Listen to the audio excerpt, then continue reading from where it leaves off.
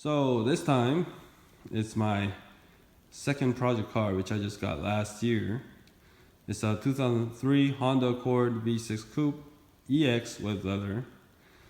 The previous owner got this car in Open Road Honda in Edison, New Jersey in October 2002, and I believe this 7th generation Accord was out in June or early July 2002. So probably she waited for this car to come out and got one of the first rolling off the dealer lot. And the cool thing about this car is that it has low enough mileage, not super low, but low enough. 86,700 miles on the tab. I got it when it had 78,000. And it's got every possible optional features that a person could get on the V6 Accord with automatic transmission.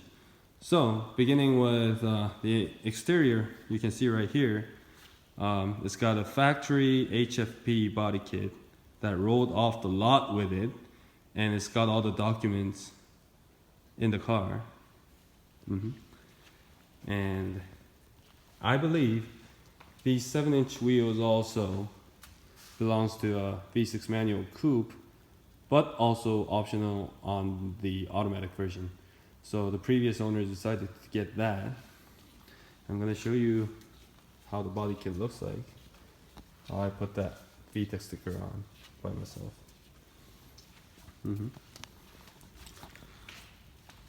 So this is how the rear looks like. Yes, it's even got the spoiler and the matching white on green plates from the year the car was brought into Korea. So now I'm gonna hop inside the car and show you the features. So this is how the interior looks like. Yep, it's got beige interior with leather. Well, it's a 20-year-old car, so don't expect too much. This is how the rear seat looks like. Okay, so now we're inside the car, and I just switched the key on for you so you can watch how the instrument panel looks like. Like I told you, the car has 86,700 miles, which is not super low, but low enough because it only has 5 digits on the odometer. And let me give you some explanation of the features of this car. I'm gonna switch that on for you.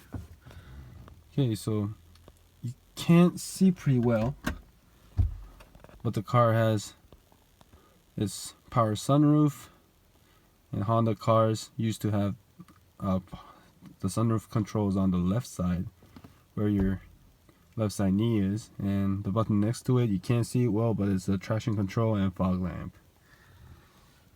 The car has a steering wheel remote control with a coupe exclusive 3-spoke steering wheel.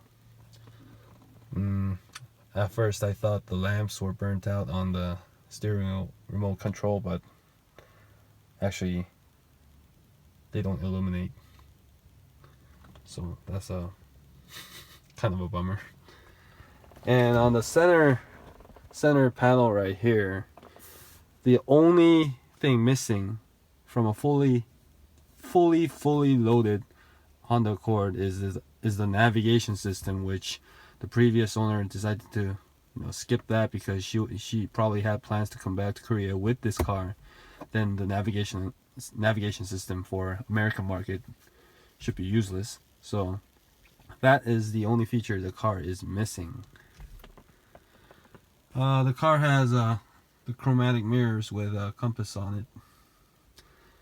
And what else? Yes, it's got the dual zone automatic climate control, and behind the shifter right here, you can't see how deep that is, but it's got a huge storage, and I believe these were kind of a big issue back in the days because it could store 12 CDs, I think. Well, this is a time when CDs were a big multimedia stuff, so that's what it is. And it's got heated seats on both sides, and that phone right there is for this OBD scanner stuff, so I can monitor fluid temperatures and stuff. But it's off for now. And like I told you, the car kept every document from it when it was new, so of course the owner manual is there. Nice. The rest of the interior, there's nothing much. There's the sunroof, there's the back seat that I showed you earlier. It's a 5-seater coupe. That's one good thing if you're trying to move around with people. That's the center console with a power outlet, and that's the top section of the center console with some coin slots, and that hole connects all the way to the bottom section, so in case you have wires poking through like me, then it's pretty convenient. So now I'm gonna start the car up for you, and we're gonna listen to how the engine sounds.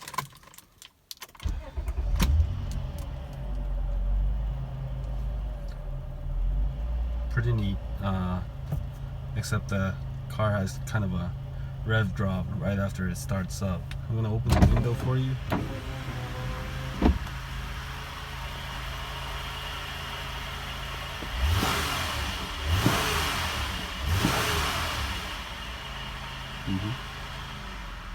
The sound of a SOHC tech, and you can hear that kind of like I think that's the brush on the generator. That thing used to be very quiet